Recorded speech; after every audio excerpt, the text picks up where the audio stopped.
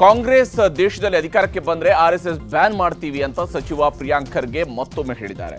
ಖರ್ಗೆ ಮಾತಿಗೆ ಕೇಂದ್ರ ಸಚಿವ ಪ್ರಹ್ಲಾದ್ ಜೋಶಿ ತಿರುಗೇಟು ನೀಡಿದ್ದಾರೆ. ಆರ್ಎಸ್ಎಸ್ ಬ್ಯಾನ್ ಮಾಡೋದಕ್ಕೆ ರಾಹುಲ್ ಗಾಂಧಿ ಅವರ ಅಜ್ಜಿ ಮುತ್ತಾತನ ಕೈಯಲ್ಲೇ ಸಾಧ್ಯ ಆಗಿರಲಿಲ್ಲ. 1975ರಲ್ಲಿ ಆರ್ಎಸ್ಎಸ್ ಬ್ಯಾನ್ ಮಾಡಿದಾಗ ಇವರ ಸರ್ಕಾರವೇ ಹೋಯಿತು. ಜೀವನದಲ್ಲಿ ಇನ್ನೆಂದೂ ಕಾಂಗ್ರೆಸ್ ಅಧಿಕಾರಕ್ಕೆ ಬರುವುದಿಲ್ಲ. ದೇಶದಲ್ಲಿ ಇವರು ವಿಪಕ್ಷವಾಗಿದ್ದೇ ಕಾಂಗ್ರೆಸ್ನ ಪುಣ್ಯ ಅಂತ ಕುಟುಕಿದ್ದಾರೆ. ಜೆಡಿಎಸ್ನ 10 ರಿಂದ 12 ಶಾಸಕರು ಕಾಂಗ್ರೆಸ್ ಸಂಪರ್ಕದಲ್ಲಿದ್ದಾರಂತೆ. ಹೀಗಂತ ಮಂಡ್ಯದಲ್ಲಿ ಕಾಂಗ್ರೆಸ್ ಶಾಸಕ ಕದಲೂರು ಉದಯ್ ಸ್ಫೋಟಕ ಹೇಳಿಕೆ ಕೊಟ್ಟಿದ್ದಾರೆ. ಜೆಡಿಎಸ್ ಪಕ್ಷದಿಂದ ಗೆದ್ದಿರುವವರು ಈಗ ಅವರ ಪಾರ್ಟಿಯಲ್ಲಿ ಉಳ್ಕೊಂಡಿಲ್ಲ, ನಮ್ಮ ಕಾಂಗ್ರೆಸ್ ಪಕ್ಷದ ಸಭೆ ಸಮಾರಂಭಗಳಲ್ಲಿ ಕಾಣಿಸ್ಕೊಳ್ತಾ ಇದ್ದಾರೆ. ಜೆಡಿಎಸ್ನಿಂದ ಗೆದ್ದಿದ್ರು ದೈಹಿಕವಾಗಿ ಮತ್ತು ಮಾನಸಿಕವಾಗಿ ನಮ್ಮ ಪಕ್ಷದ ಜೊತೆಗೆ ಇದ್ದಾರೆ ಅಂತ ಕದಲೂರು ಉದಯ್ ಹೇಳಿದ್ದಾರೆ. ದೇವೇಗೌಡರ ಕುಟುಂಬದಿಂದ ಮಾತ್ರ ಮೇಕೆದಾಟು ಅಣೆಕಟ್ಟು ನಿರ್ಮಾಣ ಸಾಧ್ಯ ಅಂತ ಕೇಂದ್ರ ಸಚಿವ ಎಚ್.ಡಿ. ಕುಮಾರಸ್ವಾಮಿ ಹೇಳಿದ್ದಾರೆ. ಮಂಡ್ಯದಲ್ಲಿ ಮಾತನಾಡಿರುವ ಎಚ್.ಡಿ.ಕೆ ಕಾಂಗ್ರೆಸ್ಸಿನ ಯಾರೊಬ್ಬರ ಕೈಯಲ್ಲೂ ಡ್ಯಾಮ್ ಕಟ್ಟೋದಿಕ್ಕೆ ಆಗೋದಿಲ್ಲ, ತಮಿಳುನಾಡಿನಲ್ಲಿ ಇವರದ್ದೇ ಪಾರ್ಟ್ನರ್ಸ್ ಇದ್ದಾರೆ ಅಂತ ಡಿಕೆಶಿಗೆ ಟಾಂಗ್ ಕೊಟ್ಟಿದ್ದಾರೆ. ಅಲ್ಲದೆ ಡ್ಯಾಮ್ ಕಟ್ಟೋ ಬೆಳವಣಿಗೆ ಆದರೆ ಅದು ದೇವೇಗೌಡರ ಕುಟುಂಬದಿಂದ ಮಾತ್ರ ಸಾಧ್ಯ ಅಂತ ಹೇಳಿದರು. ಚಾಮರಾಜನಗರದಲ್ಲಿ 5 ಹುಲಿಗಳ ಹತ್ಯೆ ಪ್ರಕರಣದ ಪ್ರಾಥಮಿಕ ತನಿಖಾ ವರದಿಯನ್ನು ಉನ್ನತ ಮಟ್ಟದ ತನಿಖಾ ಸಮಿತಿ ಸರ್ಕಾರಕ್ಕೆ ಸಲ್ಲಿಸಿದೆ. ಮೇಲ್ನೋಟಕ್ಕೆ ಡಿಸಿಎಫ್ ಚಕ್ರಪಾಣಿ ಸೇರಿ 3 ಅಧಿಕಾರಿಗಳ ಕರ್ತವ್ಯ ಲೋಪ ಮತ್ತು ನಿರ್ಲಕ್ಷ್ಯ ಕಂಡುಬಂದಿದೆ. ಈ ಹಿನ್ನೆಲೆಯಲ್ಲಿ ಡಿಸಿಎಫ್ ಚಕ್ರಪಾಣಿ, ಎಸಿಎಫ್ ಗಜಾನನ ಹೆಗಡೆ ಮತ್ತು ಆರ್ಎಫ್ಒ ಮಾದೇಶ ಅಮಾನತಿಗೆ ಸಚಿವ ಈಶ್ವರ್ ಖಂಡ್ರೆ ಶಿಫಾರಸು ಮಾಡಿದ್ದಾರೆ. ಇನ್ನು ಜುಲೈ 10ರೊಳಗೆ ಅಂತಿಮ ವರದಿ ಸಲ್ಲಿಸಲು ತನಿಖಾ ಸಮಿತಿಗೆ ಸಚಿವರು ಸೂಚನೆ ನೀಡಿದ್ದಾರೆ. ಈ ಮಧ್ಯೆ ಉಪ ವಲಯ ಅರಣ್ಯಾಧಿಕಾರಿ ವೀರೇಶ್ ಕಟ್ಟಿಮಣಿ ಗಸ್ತು ಅರಣ್ಯ ಪಾಲಕ ಮಧುಸೂದನ್ ಅವರನ್ನ ಕಡ್ಡಾಯ ರಜೆ ಮೇಲೆ ಹೋಗುವಂತೆ ಸಿಸಿಎಫ್ ಹೀರಾಲಾಲ್ ಆದೇಶಿಸಿದ್ದಾರೆ.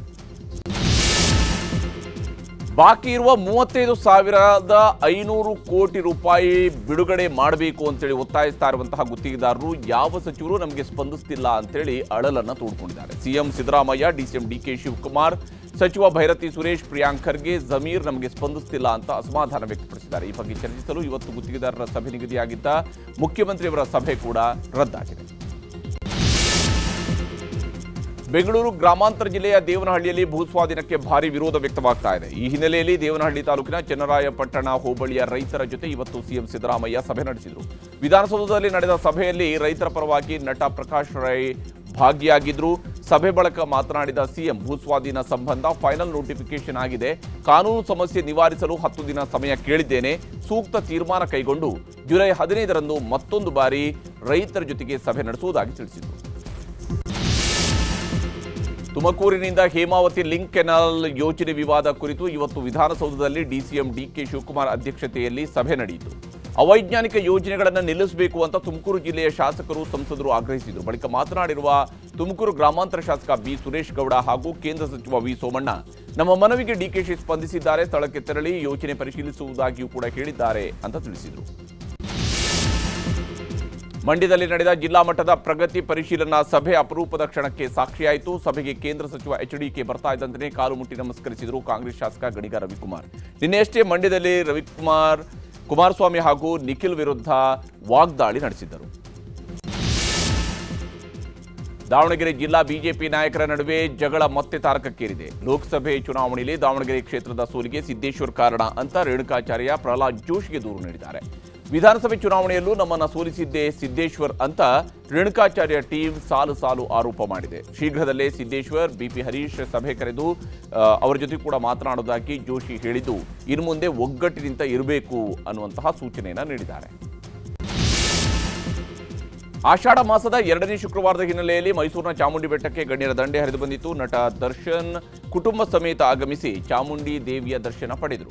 ಇನ್ನು ನಟ ಧನ್ವೀರ್, ಚಿಕ್ಕಣ್ಣ, ಡಾಲಿ ಧನಂಜಯ್ ಕೂಡ ಚಾಮುಂಡೇಶ್ವರಿಯ ದರ್ಶನ ಪಡೆದರು. ಇನ್ನು ಡಿಸಿಎಂ ಡಿಕೆ ಶಿವಕುಮಾರ್ ಪತ್ನಿ ಉಷಾ, ಮಗಳು ಐಶ್ವರ್ಯ ಅವರ ಜೊತೆಗೆ ಬಂದು ನಾಡದೇವಿಯ ದರ್ಶನ ಪಡೆದು ಈಡುಗಾಯಿ ಸೇವೆಯನ್ನು ಸಲ್ಲಿಸಿದರು. ಸಚಿವ ಚಲುವರಾಯಸ್ವಾಮಿ, ಶಾಸಕ ರೇವಣ್ಣ ಕೂಡ ದೇವಿಯ ದರ್ಶನ ಪಡೆದರು.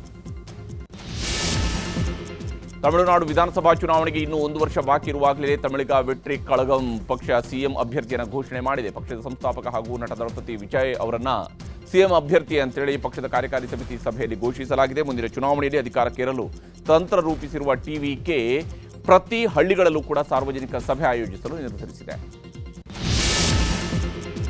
ನೆರೆಯ ಕೇರಳದಲ್ಲಿ 2 ವ್ಯಕ್ತಿಗಳಲ್ಲಿ ಮಾರಕ ನಿಫಾ ವೈರಸ್ ಲಕ್ಷಣಗಳು ಕಂಡುಬಂದಿವೆ. ಶಂಕಿತ ವ್ಯಕ್ತಿಗಳಿಂದ ರಕ್ತದ ಮಾದರಿ ಸಂಗ್ರಹಿಸಿ ಪುಣೆಯ ರಾಷ್ಟ್ರೀಯ ವೈರಾಣು ಸಂಸ್ಥೆಗೆ ರವಾನಿಸಲಾಗಿದೆ. ಇನ್ನು ಕೋಯಿಕೋಡ್ ಹಾಗೆ ಮಲಪ್ಪುರಂ ಮತ್ತು ಪಾಲಕ್ಕಾಡ್ ಜಿಲ್ಲೆಗಳಲ್ಲಿ ವೈರಸ್ ಬಗ್ಗೆ ಅಧಿಕಾರಿಗಳು ಎಚ್ಚರ ವಹಿಸಿದ್ದಾರೆ. ಹಿಮಾಚಲ ಪ್ರದೇಶದಲ್ಲಿ ಸುರಿತಾ ಇರುವಂತಹ ಭಾರೀ ಮಳೆಗೆ ಇವರೆಗೂ 69 ಜನ ಮೃತಪಟ್ಟಿದ್ದಾರೆ. 37ಕ್ಕೂ ಹೆಚ್ಚು ಮಂದಿ ನಾಪತ್ತೆಯಾಗಿದ್ದಾರೆ. ಭೂಕುಸಿತ ಮತ್ತು ಪ್ರವಾಹದಿಂದ ಮಂಡಿ, ಶಿಮ್ಲಾ, ಕಾಂಗ್ರಾ, ಚಂಬಾ ಜಿಲ್ಲೆಗಳಲ್ಲಿ ಭಾರೀ ಹಾನಿಯಾಗಿದೆ.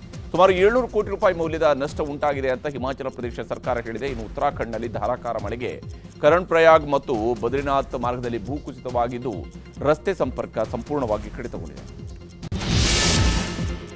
ಅಲಹಾಬಾದ್ ಹೈಕೋರ್ಟ್ನಲ್ಲಿ ಇವತ್ತು ಜ್ಞಾನವಾಪಿ ಮಸೀದಿ ವಿವಾದ ಪ್ರಕರಣದ ಅರ್ಜಿ ವಿಚಾರಣೆ ನಡೆಯಿತು. ಜ್ಞಾನವಾಪಿ ಮಸೀದಿಯೊಳಗೆ ಶಿವಲಿಂಗವನ್ನು ಹೊರತುಪಡಿಸಿ ವುಜೂಖಾನಾ ಪ್ರದೇಶದ ಸಮೀಕ್ಷೆಗೆ ಭಾರತೀಯ ಪುರಾತತ್ವ ಇಲಾಖೆಗೆ ಅನುಮತಿ ನೀಡಬೇಕು ಅಂತ ಕೋರಿ ಮುಸ್ಲಿಮರ ಪರ ವಕೀಲರು ಮನವಿ ಮಾಡಿದ್ರು.